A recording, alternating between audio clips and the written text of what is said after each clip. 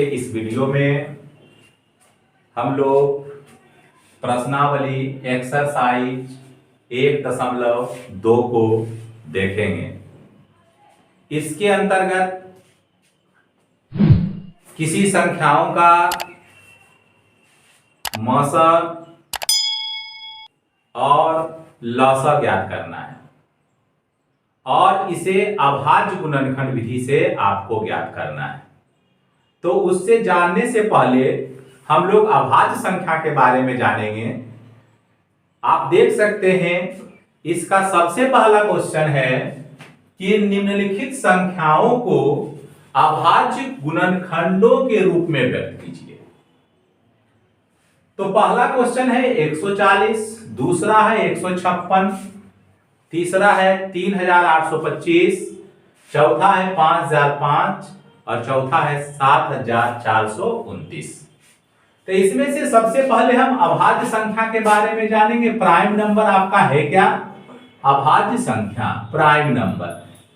ये जानेंगे कि अभाज्य संख्या वैसी संख्या होती है जो एक से विभाजित हो। किससे विभाजित हो? एक से। और अपने आप से विभाजित हो तथा अन्य किसी भी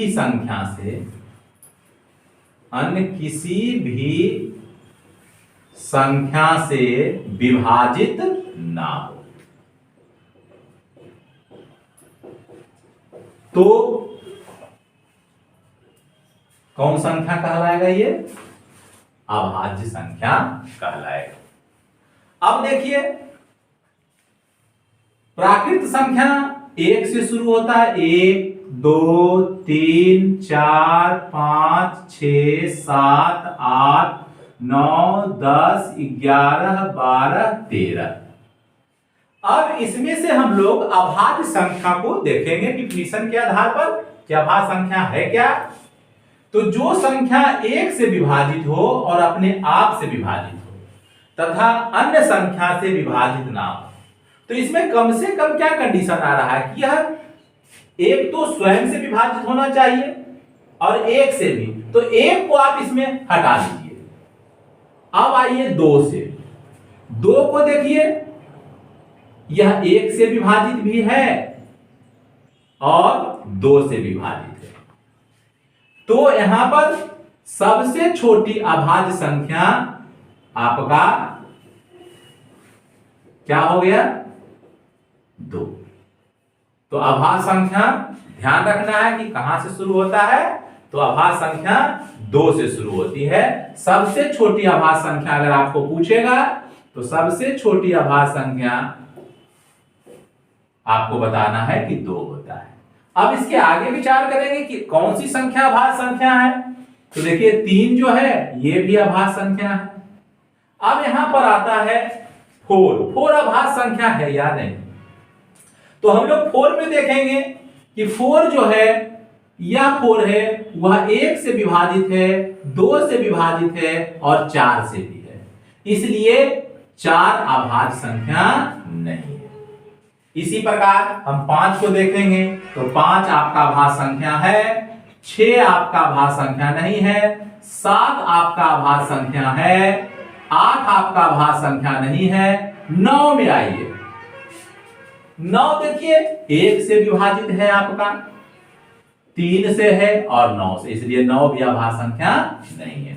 तो आपको याद रखना है कि वैसी संख्याएं जो 1 से और अपने आप से विभाजित हो और किसी संख्या से विभाजित ना हो तो उस संख्या को हम लोग अभाज्य संख्या कहते हैं।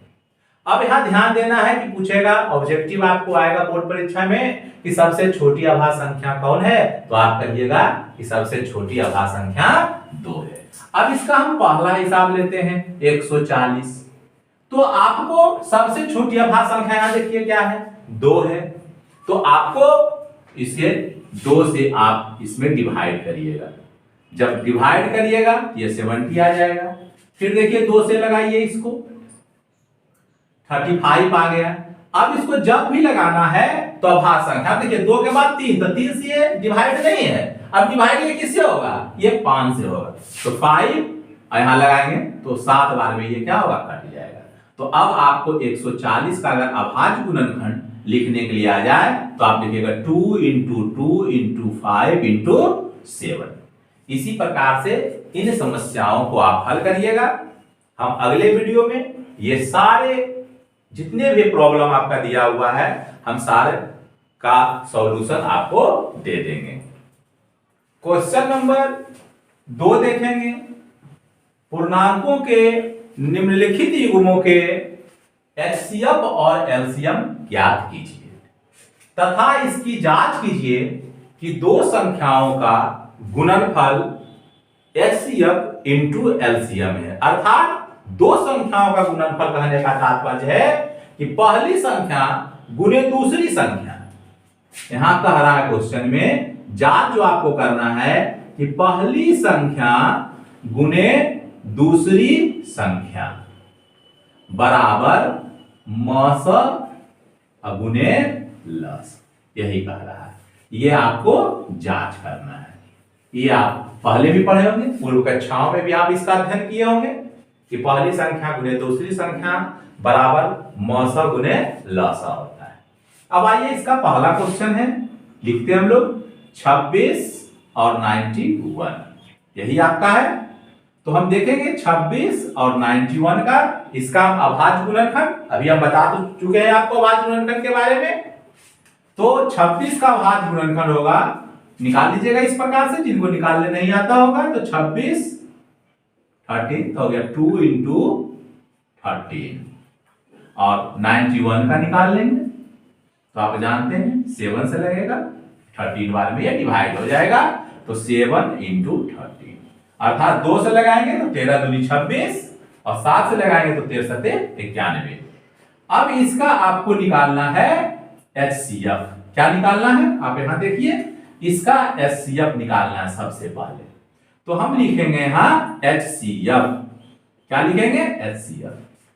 एचसीएफ अभाज्य गुणनखंड निकालते समय हमको ध्यान रखना है कि दोनों संख्याओं में जो संख्याएं उभयनिष्ठ होती है वही उसका एचसीएफ होता है।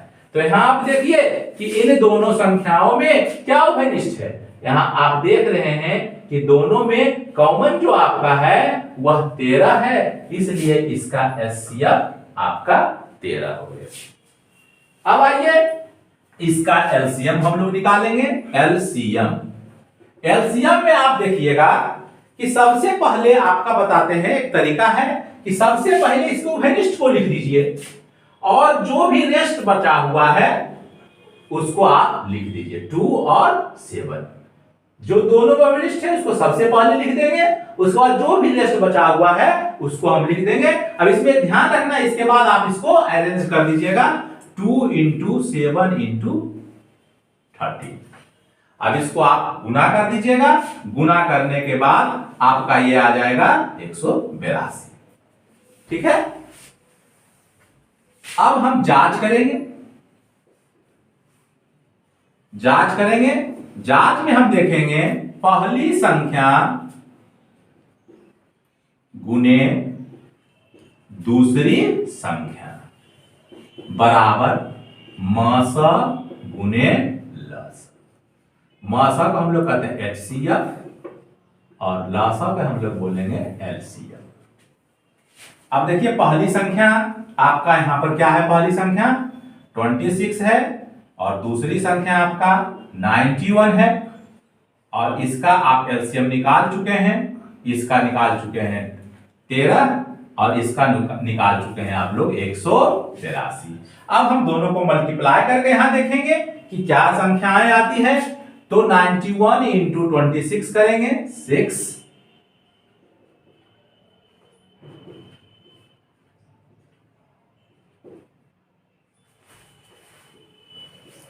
ये आपका आ गया 2366। इसको मल्टीप्लाई करेंगे, देखिए 6 24 5 और 1 2। देखिए ये हमारा जांच हो गया कि ये जो इसका एलसीएम और एचसीएफ निकला हुआ है, ये दोनों आपका क्या है, करेक्ट है। पहली संख्या मल्टीप्लाई किए दूसरी संख्या से तो आ गया आपका HCF into LCF. Question number 3, अभाज्य गुणनखंड विधि द्वारा निम्नलिखित पूर्णांकों के एचसीएफ और एलसीएम ज्ञात करें।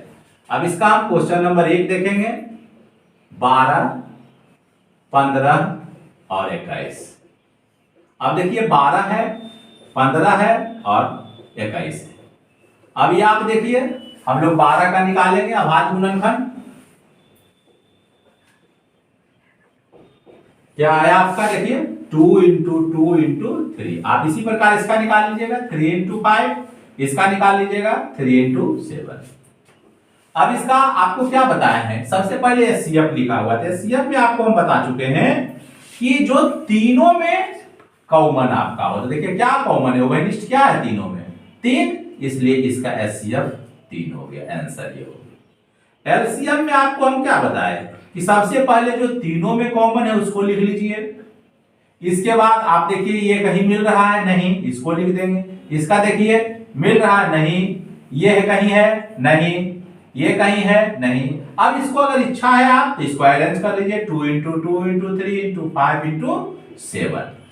अब इसको आप मल्टीप्लाई कर दीजिए, 7 पचे 35। अब यहां से आइए 35 गुना 70, 70 गुना 140 गुना 3, ये आपका आ गया 420। इस तरीके से आप अगर गुना करते हैं तो आप सेकंडों में इसका गुना कर लेंगे। नंबर हम लोग 4 पर आएंगे, 4 पर। इसमें आपको देखिए लिखा हुआ है कि एचसीएफ, किसका एचसीएफ दिया हुआ है, 2 संख्या, इस संख्या और इस संख्या का एचसीएफ कितना है, 9 है, और इसका एलसीएम आपको ज्ञात करना है। तो आपको हम एक फॉर्मूला भी बताए थे तुरंत, थोड़ा देर पहले आपको एक फॉर्मूला बताया गया था कि पहली संख्या गुने दूसरी संख्या। तो ये देखिए ये जो यहां लिखा हुआ है ये आपका है पहली संख्या, और ये जो आपका है ये आपका है दूसरी संख्या। तो पहली संख्या और दूसरी संख्या ये दोनों का एचसीएफ निकाल के यहां लिखा गया है आपका 9।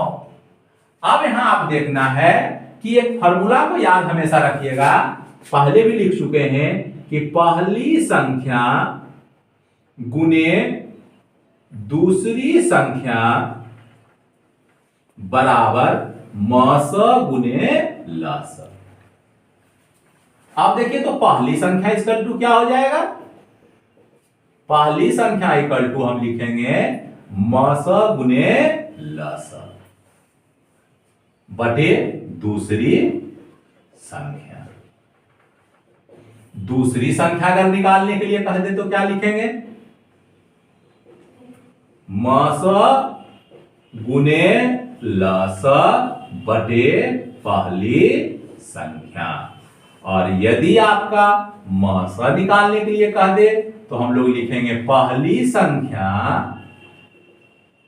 गुने दूसरी संख्या बटे लस। और यदि आपको लस निकालने के लिए बोल दे तो आप लिखिएगा पहली संख्या गुने दूसरी संख्या बटे आपका हो जाएगा यहां मस।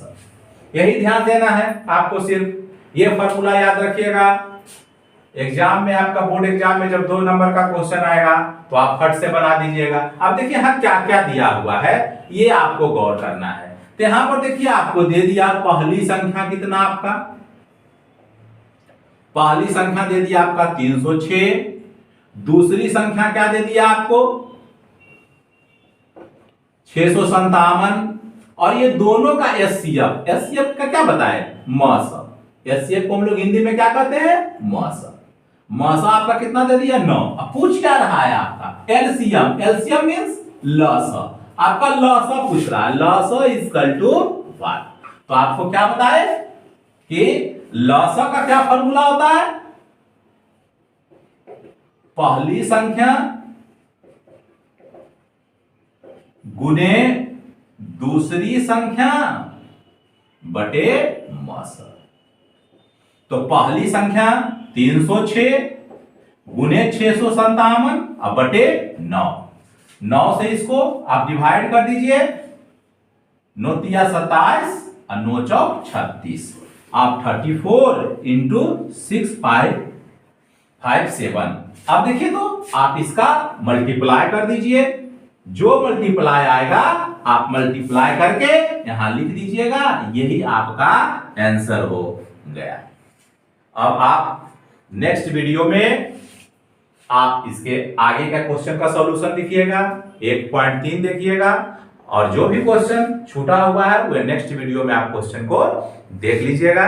अगर वीडियो आपको पसंद आया है तो इसे लाइक करें, कमेंट करें, शेयर करें, और चैनल पर नए हैं तो चैनल को सब्सक्राइब करें। और ध्यान दीजिएगा, अगर आपको कोई प्रॉब्लम हो इसमें समझने में तो आप कमेंट बॉक्स में अपने प्रॉब्लम को, अपनी समस्याओं को आप रख सकते हैं, उसका निराकरण इसी चैनल के द्वारा किया जाएगा। और हम सर चैनल को सब्सक्राइब करें और शेयर करना इसे ना भूलें।